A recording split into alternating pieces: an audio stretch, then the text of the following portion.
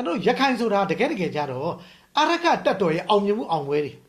မနာလို့မရှိစိတ်ဘူးသူတို့စစ်ရှုံးနေတယ်လေနော်ခေါ်ရမှာစစ်ရှုံးကော်မရှင်နော်စစ်ကော်မရှင်မဟုတ်ဘူးနော်စစ်ရှုံးကောင်စီစစ်ရှုံးဟုတ်ပြီနော်ကော်မရှင်တကယ်ကြတော့ဘလောက်တောင်မှဗျာတရားဘောကြောင်လဲဆိုရင်တွေးကြောင်နေတာနော်အယူမီဝိုင်းနေတဲ့ကောင်တွေနော်ဘာမှအထင်ကြီးစရာမရှိဘူးလက်နဲ့ကင်ထားတယ်ဗျာနော်ဂျက်ဖိုက်တာတွေနဲ့ဗျာနော်ရှင်းပြောရင် white တွဲတွေနဲ့ဗျာလက်နဲ့ကြီးတွေလဲခမီကာစီစီတွေဒါပေမဲ့အရကတက်တော်အေးကိုရှင်းနိုင်သလားဆိုတော့အရကတက်တော်အေးက14မျိုးနဲ့သိမ့်ပြီအောင်မြင်မှုအောင်ပွဲအကြီးဆုံးတော့အောင်မြင်မှုအောင်ပွဲကျွန်တော်တို့ကအရကတက်တော်အနေကျွန်တော်ကလေးစားတယ်ဥဆောင်ရဲ့လုတ်တဲ့လူတွေစီမံခန့်ခွဲမှုနော်နောက်တစ်ခုကပညာအရေးချင်းနောက်တစ်ခုကဉာဏ်အမျှော်မြင်နိုင်ငံရေးနဲ့ပတ်သက်လို့ပဲကြည့်မလားတော်လှန်ရေးနဲ့ပတ်သက်လို့ပဲကြည့်မလားတဏ္ဍမာရေးနဲ့ပတ်သက်လို့ပဲကြည့်မလားဘလောက်တော့မှအမျှော်မြင်ကြီးနဲ့လုပ်နေလဲဆိုတာညင်းမရတဲ့ကိစ္စနော်ကျွန်တော်တို့အဲ့ဒါကိုတော့ကျွန်တော်အတိမတ်ပြောမယ်တန်ဖိုးထားရမယ်အခုအချိန်ထိလေရခိုင်မကိုးအဆက်ရခိုင်မကွေးအဆက်ရခိုင်အေယာဝတီအဆက်မှာရှိနေတဲ့ကျွန်တော်တို့ရဲ့ generation Z တွေတောင်းတလူငယ်တွေနော် LPDF တွေဗျာနော်ရှင်းပြောရင်အများကြီးကူညီပေးနေတယ်ဗျာ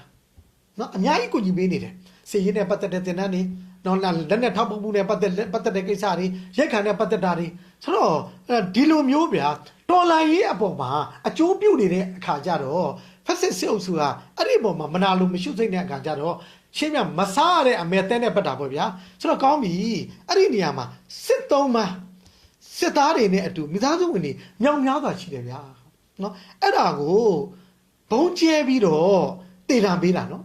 စစ်သားတော့တိနဲ့နော်ဒီနေရာဒီစစ်သုံး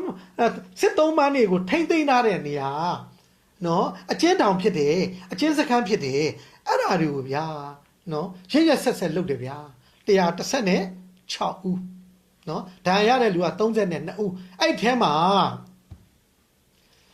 ကျွန်တော်တို့စစ်သုံးမအဖြစ်ထိမ့်သိမ်းခြင်းခံထားရတဲ့ဒုတိုင်းမှုအပါပဲနော်တိုင်းဦးစီးမှုတွေလည်းပါတယ်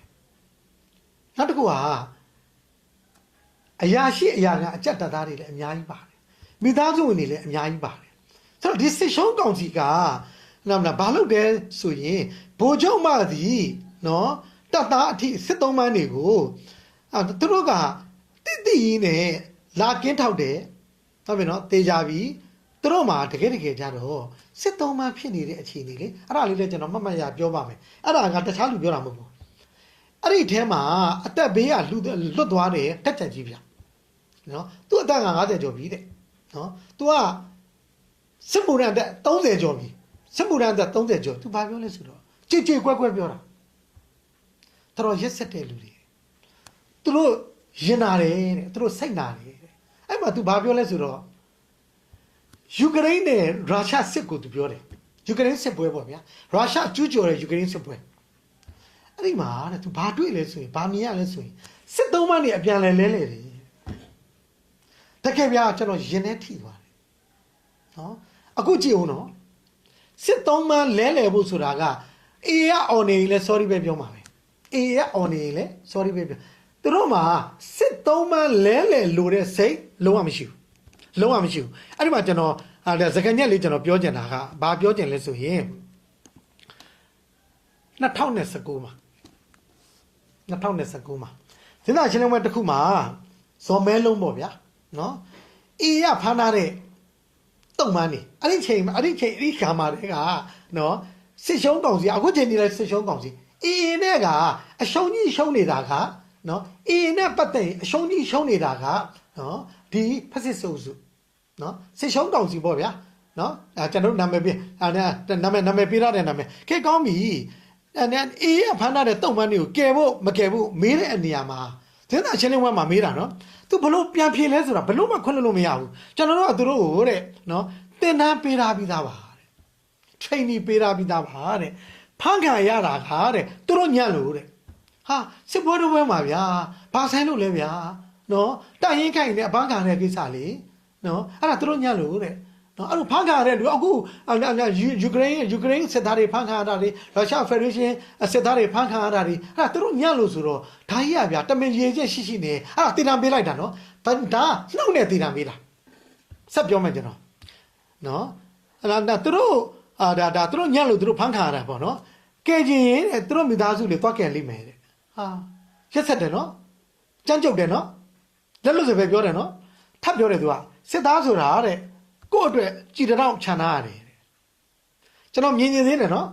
အဲ့ဒီကိုပြောတဲ့စကားနဲ့ကိုလှုပ်တဲ့အလုံးမှာဇွန်မဲလုံးတယောက်တည်းอ่ะတကယ်ကျွန်တော်ဇွန်မဲလုံးတယောက်တည်းကိုကျွန်တော်ပုဂ္ဂိုလ်ရေးချစ်ချင်းမုန်းညံ့နဲ့ပြောတာမဟုတ်ဘူး तू ကဘသူ့ကိုကူစားပြုနေတာလေစစ်အာဏာရှင်စနစ်ကို तू ကကူစားပြုနေတာစစ်အာဏာရှင်တွေကိုကူစားပြုနေတာအထူးသဖြင့်နိုင်ငံကစစ်ရာဇဝတ်ကောင်မင်းအောင်နိုင်တဲ့ဖက်စစ်စစ်အုပ်စုကိုကူစားပြုပြီးတော့ तू ကသတင်းစာချင်းလင်းပွဲမှာသူကရှင်းပြောရင် sport person နေနဲ့ तू ပြောနေတာနော် तू ပြောတာကြည်တောင်ခြံထားရတယ်တဲ့ရန်သူလက်ထဲနော်အရောက်ခံလို့မရ तू ပြောချင်တာကိုယ့်ကိုပြတ်တက်လိုက်ပေါ့ဗျာကိုယ့်ကို suicide လုပ်လိုက်ပေါ့ဗျာဖြစ်ပုံနော်ကောင်းပြီဆက်ပြောတယ်ဗျာရန်သူလက်ထဲတဲ့ရန်သူလက်ထဲကပြန်လွတ်လာရင်လေတဲ့ကျွန်တော်တို့ကတက်စည်းကမ်းရအရေးမှာတဲ့ဆိုတော့ကျွန်တော်သိထားတယ်လို့ကျွန်တော်ထောင်ထဲဖြတ်သန်းတဲ့အခါမှာကျွန်တော်တို့ငကိုတုန်းကတော့88တုန်းကလည်းကျွန်တော် defector တွေပေါ့ဗျာပြည်သူရေခွင်တွေကိုခုံလုံလာတဲ့လူတွေနဲ့တွေ့ပါတယ်တက်အရာရှိတွေနဲ့ဆိုတော့သူတို့အဲ့ဒါသိတာပဲဗျာလွတ်ပုံနော်စစ်တာတွေဆေးတာတွေဟုတ်ပြီနော်စစ်ပွဲရဲ့အခြေအနေတွေအနေအထားတွေဘာမှမစဉ်းစားဘူးနော်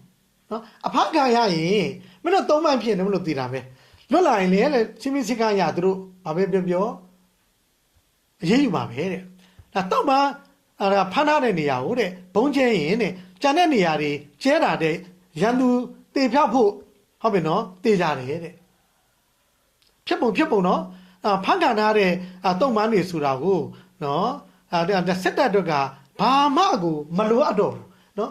စစ်သုံးမှန်းဖြစ်သွားပြီးအဖန်ခံလိုက်ရတဲ့အချိန်မှာသူတို့နဲ့လုံးဝမပတ်သက်တော့ဘူးသူတို့ရဲ့အတွေးထဲမှာသူတို့ရဲ့အမြင်ထဲမှာဒါရန်သူဖြစ်သွားပြီရန်သူနဲ့ပူးပေါင်းလိုက်တယ်ဆိုတဲ့ပုံစံမျိုး